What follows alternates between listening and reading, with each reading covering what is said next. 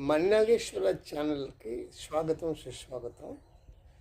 మీరు తెలుసుకున్న జ్ఞానాన్ని అందరికీ షేర్ చేయండి.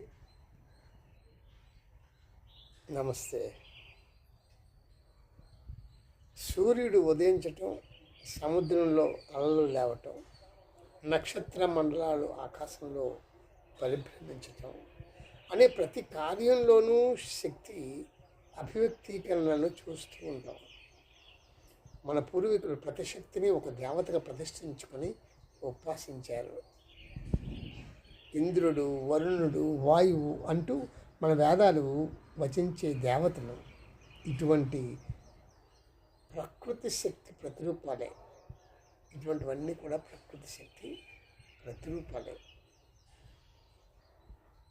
మనిషి జీవితం పరిపుష్టం కావాలంటే ఈ ప్రకృతి శక్తులను పరిపుష్టం చేయాలి.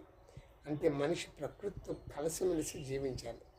లోకంలో ఎన్ని కోట్ల ప్రాణులు ఉన్నప్పటికీ వాటన్నిటికీ ఆహారం, జీవించడానికి వసతి కల్పించడానికి ప్రకృతి మాత సిద్ధంగా ఉంది కదా. కానీ అందుకు ఆమెతో అంటే ఈ ప్రకృతి శక్తులతో కలిసిమెలిసి జీవించడం అనివార్యం. ప్రకృతిని మనం నాశనం చేస్తే మనము నశిస్తాం.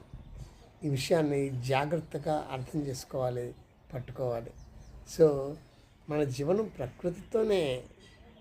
అందుకు బదులుగా మనం ప్రకృతితో సహజీవనం చేస్తే ప్రకృతి పరిరక్షించబడుతుంది.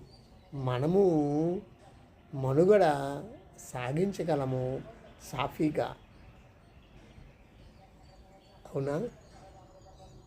అందరూ ప్రకృతితో కలిసి జీవించండి.